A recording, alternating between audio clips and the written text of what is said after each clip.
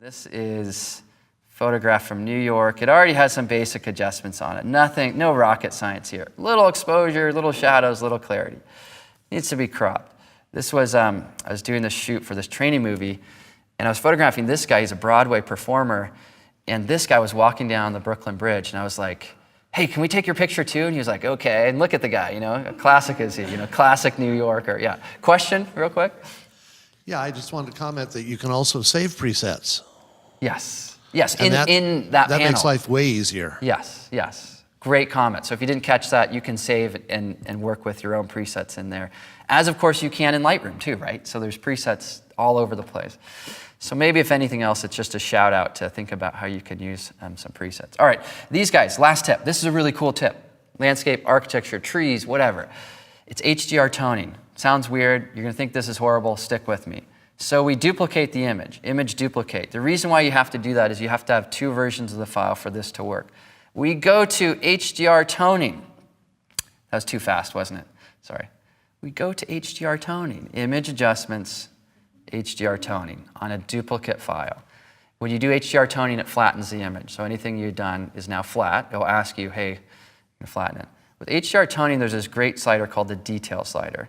And if I were being really thoughtful, I could actually craft how I want this to look, but I'm not. I'm just going to, I'm going to just say, okay, the image looks crazy. I think horrible. It looks like it's deep fried, right? And it loses some of the authenticity. But if we bring this one over, lots of ways to bring over, drag the image to the tab, or just pull the tab out, drag it over, and I hold down the Shift key.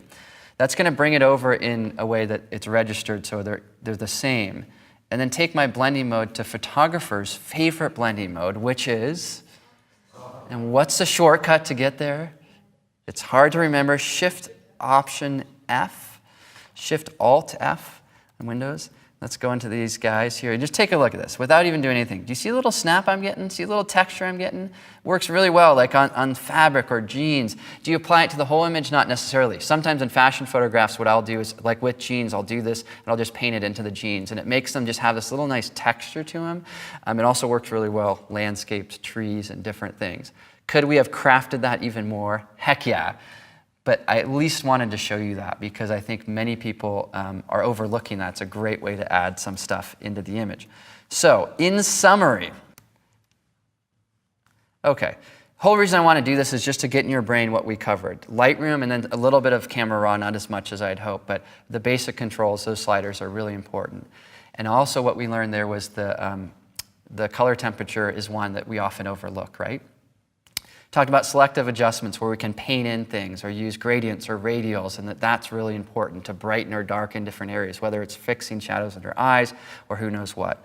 The grayscale controls where we darken sky or we brighten skin. Batch processing, just where we have a little more speed with the stuff that we're doing.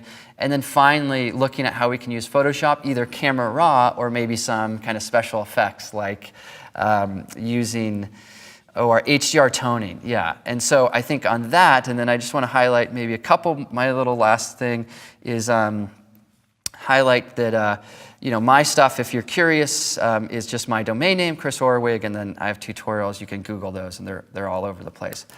All right, with that, I am officially done. Any questions or comments as we wrap? I do have one final question. Yes.